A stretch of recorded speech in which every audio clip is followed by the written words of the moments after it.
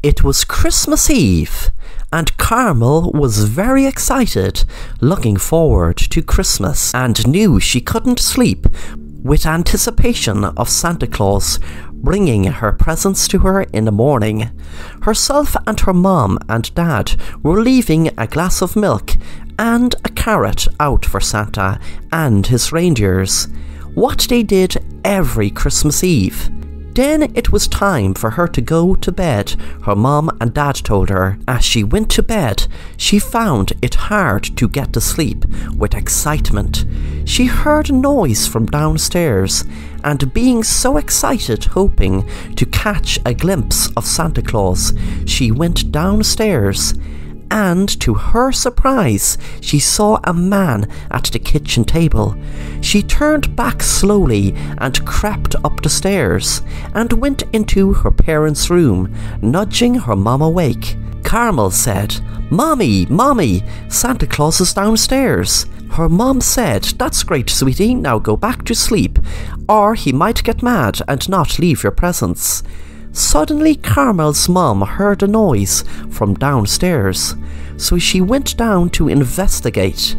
Her heart pounded in her chest when she saw a black figure in her kitchen running out of the door with their turkey.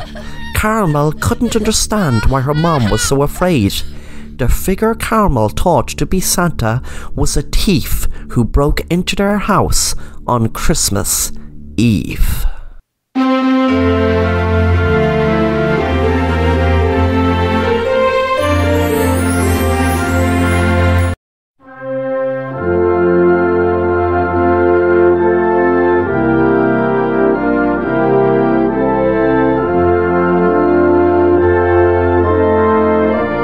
Me and my friends were having an awesome New Year's Eve party.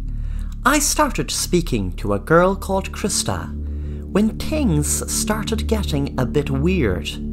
We were alone in a room and she started speaking about New Year's resolutions. She looked me in the eye and asked, "Do you know where the dark goes when the light comes on? Do you know where the light goes in the dark?" I never heard these questions before and just smiled at her and said, "I guess it disappears. I don't know." Then she said to me, "What if it was still here?" I asked her, "What do you mean? What if what was still here?" "The light," she said.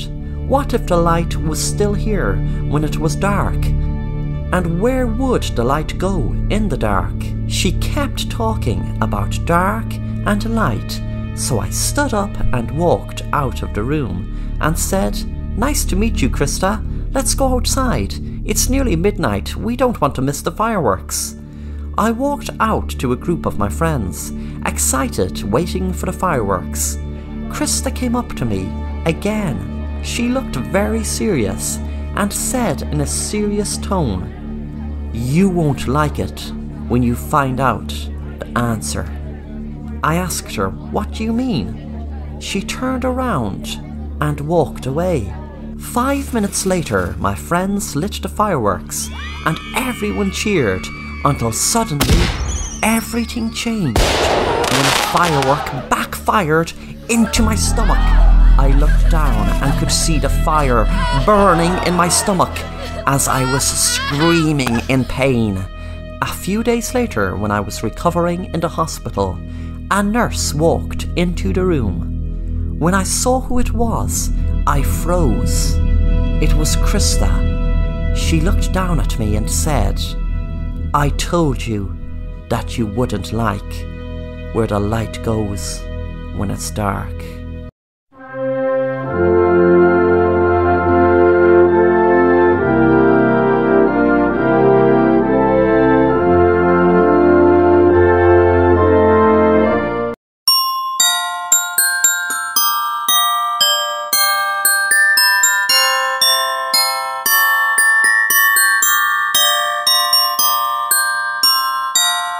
My family were very poor, and this year has been the worst year ever. My dad was working long hours at a job that paid him next to nothing, and we still couldn't make ends meet. It was coming up to Thanksgiving, which meant there were lots of expense if we were to get a Thanksgiving dinner. It was just me and my sister and parents, but still there was Christmas coming up and we need money if we were to buy presents, etc. We say every year we won't get excited about Christmas, but when it comes to it, we always do. No matter how hard we had it, my dad always made sure Santa Claus would always come to us at Christmas time. We were just about to give up on Christmas time when my dad was offered an extraordinary deal. This man that looked like he was working for the government or was a secret agent approached my dad one day randomly outside the mall. The man said, "Hello sir, let me introduce myself as Mr. Change. I call myself Mr. Change because I make people's lives change.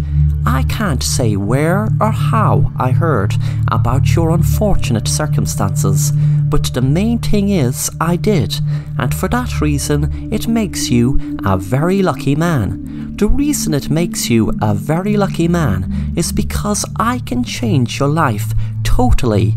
I can set you up in a high-paying job with holidays paid for 4 times during the year. The first year you will be exempt from paying any tax, and you will also be given a new luxury home and car. Please don't say anything or give me any answer until I finish what I am about to tell you. This is an experiment you may call that is given to people in need. That's people in situations like yours. You are working around the clock and see no signs of it, but I am giving you the opportunity to that all change. All you need to do is come to a secret location where you and your family will be blindfolded to and taken to enjoy a lovely Thanksgiving meal. We will have top chefs preparing the meal. After the meal, you will be automatically given the opportunity of a lifetime. Your luxury car will be outside your door when you arrive home, and there will be directions put in the GPS to your new luxury home, which will still be in your same neighbourhood. You will be able to start your new job next week, and to top it off, we will be putting $100,000 into your bank account to set you up. You will have another task at Christmas time, where you will have to cook the Christmas dinner this time. You will be given the ingredients, and all you have to do is be the chef. When you have the dinner cooked and eaten, you will be able to enjoy your life of luxury with no more things to do. You will have no more tasks, but if you don't finish the task of cooking the meal, then I am afraid everything will be taken from you, and you will be back to the way you are right now. On Thanksgiving, we were all put into a car and blindfolded. It all seemed really weird and like something out of a thriller movie, but my dad told me that it will be all worth it, that our lives will change completely for the best. When we arrived and were in the secret location, we all ate the most beautiful tasty dinner. It wasn't turkey, but it tasted beautiful. From Thanksgiving to Christmas, we were living the high life my dad enjoyed, driving around in a sports car, and my mom loved shopping for dresses and getting the best makeup artists to get her ready for big nights out my dad and her used to go to. They usually loved going to fancy restaurants. When it came to Christmas Day, the same man was in our house. He looked at my dad and said, "Well done, sir, you are doing great. You have just one more task to do, and then this luxurious life is all yours. This is a pass-it-on experiment, but you're not to tell a living soul about what it is. Otherwise, you will have everything stripped away. The next task and last task is the same as what the other lucky people did before ye. They are now living the most luxurious lifestyle you can imagine. All you need to do is pick a family member, your son, your daughter, or your wife, and kill whoever you choose with this gun, then cook them, and whoever is alive out of the 3, then eat the body. That's what the other family did, and they never looked back. Me and my dad and mom and sister all froze and thought he was kidding, but after a while we knew he wasn't. My dad took the gun and held it up to my mom and pulled the trigger. We are now rich, but I'd rather be pinless than my mom of being killed.